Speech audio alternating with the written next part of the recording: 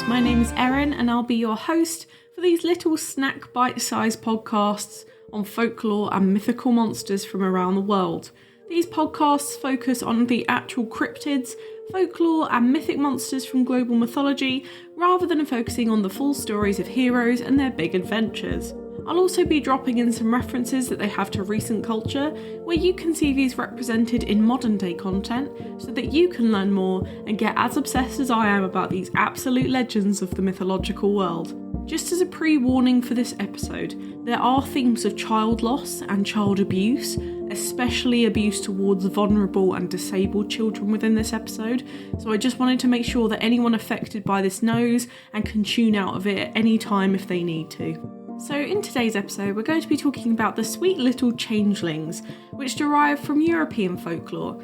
These are described as a deformed or visibly disabled child or baby, which was really a child of a fairy or elf, which has been substituted for the parent's human child on the sly. The child was taken for one of three reasons: to be a servant of the fairy captors, for the fairies to receive the love of a human child, or for revenge against the community of humans. They had voracious appetites and would eat anything in sight, causing trouble for the working class parents who originally would be barely able to afford food on the table as it is. Most of the time this exchange was made with a baby fairy, but sometimes it could be with actually an elderly fairy, so that it could live out its days in peace and just die. Usually though, it was the most beautiful children in the community who were taken, because the fairies wanted a baby with these features, because as we know, fairies are very cute, beautiful and lovely. According to legend, the abducted human children were given to the devil, or raised under the fairies, never told about their human origin. It must be an issue when it comes to growing, but I'm sure the fairies have a way around this kind of thing. You could get your original child back by making the changeling laugh, or very unfortunately, the opposite, by torturing it. This latter belief was responsible for numerous cases of actual child abuse back in the day. So how would you keep the fairies from stealing your babies?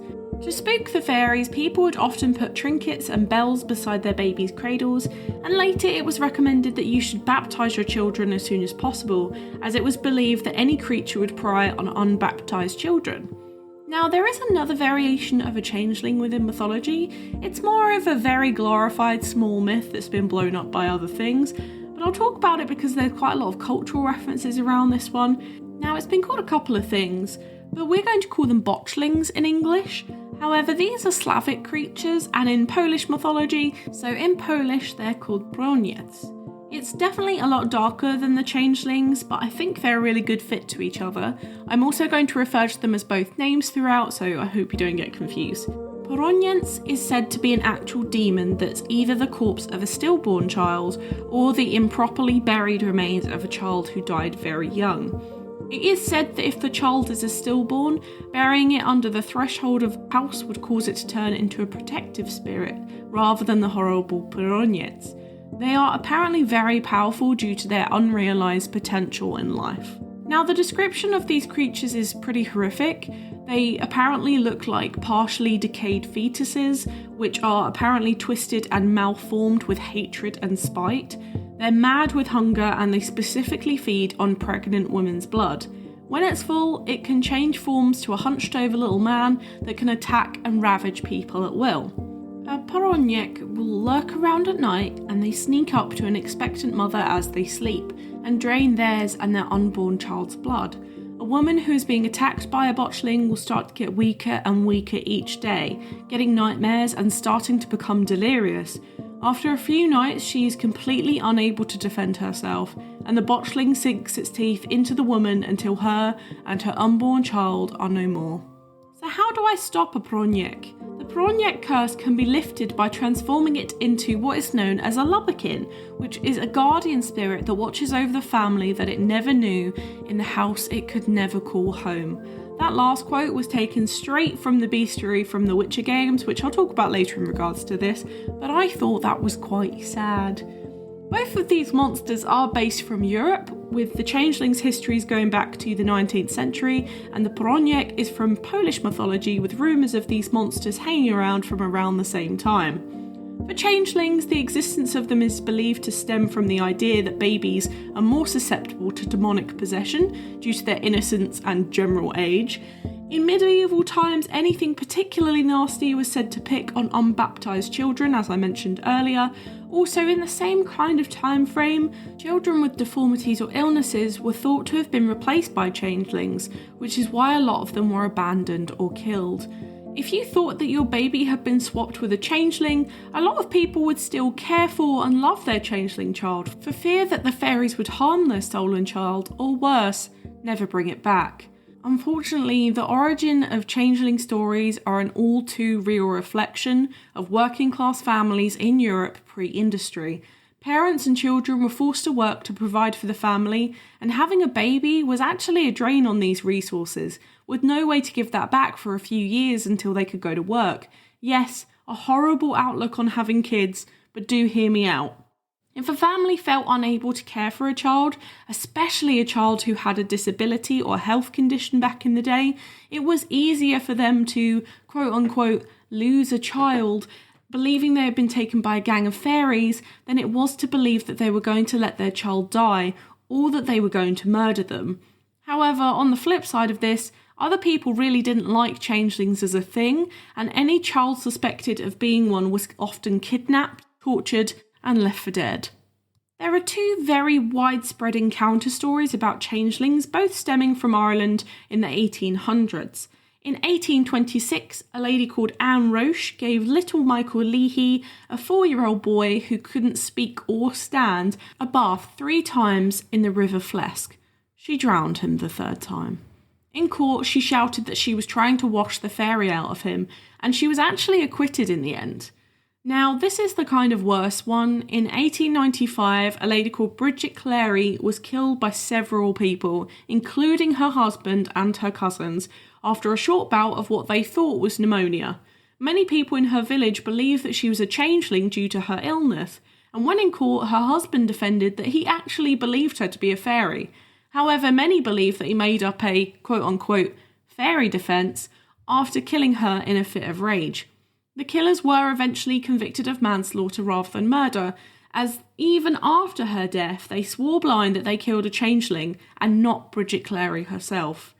However, a paronyek or botchling were not really believed as strongly, and they are mostly associated with taboos regarding pregnant women at the time, such as not being allowed to draw water from a well, not being allowed to leave home with a small child, and no sexy times, even with their husbands. Although both have had a lot of links to other mythical creatures surrounding babies and undead stillborns in other mythologies, they have enough content for us to cover in whole episodes themselves, so we won't touch on others that are slightly like them. Okay, so in modern representations, let's look at art first, as we usually do, with the gorgeous painting called Der Wäschelberg, or The Changeling in English, painted in 1781 by Henry Fuseli. This truly represents a changeling in my eyes. It's really quite beautiful. It's like cradle and all. I recommend you check this out if you want to be cultured before I mention the 80s movies that we all know and love, and I'm sure I'm going to end up talking about for like 5 minutes. You can't talk about babies being kidnapped from fairies without talking about Labyrinth. Labyrinth from 1986, this legendary film with the gorgeous young David Bowie. May God bless his soul, I miss him every day. This film demonstrates how fairies would kidnap the children from their families and make them into one of their own, even though in the films they are technically goblins, but we're going to skirt over that bit. But, unrelated, can we just talk about how bopping the songs were within that movie? That song, when a very young Jennifer Connelly chases her brother through that weird stair maze with Bowie. Oh, your eyes could be so cruel, just as I could be so cruel. Oh, just, mwah, chef kiss. Another Labyrinth-named film within this kind of category would be Pan's Labyrinth from 2006. It's a Spanish-language film if you haven't seen it, very dark.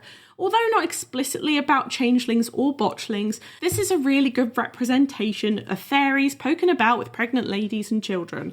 I'm sure everyone who has seen this film has seen the scene where her mum dies in childbirth after the evil bloke burns the mandrake given to her by the faun. That movie still scares the living daylights out of me, to be honest. And that's because we all remember the scary pale man with the eyes in his hands who eats the fairies and chases after little Ophelia. That scared the bejesus out of me when I was a child. Two honourable mentions are 2015's The Hallow and The Hole in the Ground, which is a super new 2019 flick. Both of these are horror movies about changelings murdering their other siblings or people around them, so worth a watch if you're into that kind of thing. As you all know from my previous episode, I am not. To lighten the mood, there's a kids' TV show on Netflix called Troll Hunters, which features changelings as the main kind of antagonist race, so to say. It's a cute one to help kids understand all these kinds of creatures. They have a lot of other creatures within it too, so if you've got kids, pop them on that. It's very sweet. Now onto video games. You can find changelings in Pathfinder as an enemy type, or they're the titular character in Changeling the Lost. However, I want to talk about something very near and dear to my heart, and we're going to talk about the Witcher series. Now, if you didn't already know, The Witcher is a very famous 7-part book series, 3-part video game series, and now I think 2-season strong Netflix TV show about Geralt of Rivia, a witcher who fights monsters for a living as he has a special monster fighting power to do so. Not that they're explicitly in the series, but in the first chapter of the book and the first main quest line in the 3rd video game, you will come across the Botchling as a whole kingdom is being terrorised by it.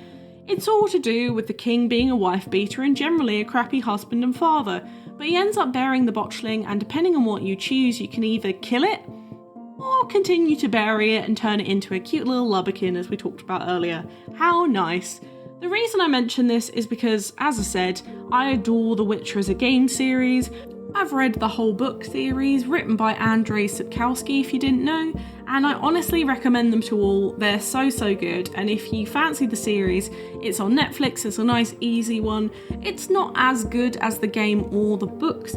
However, it does have Henry Cavill as a Geralt, and honestly, for me, it's enough. I would watch anything with that man in.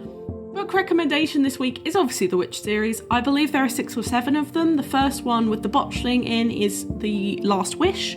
Other books though about fairies and changelings, I would recommend kind of the following: The Science of Fairy Tales, An Inquiry into Fairy Mythology by Edwin Hartland, Fairies, A Dangerous History by Richard Sugg, The Secret Commonwealth of Elves, Fauns and Fairies by Robert Kirk, and The Vanishing People by Catherine M. Briggs. These are all really amazing books about the myths and legends around fairies and all things magical and fantastical, so I highly recommend.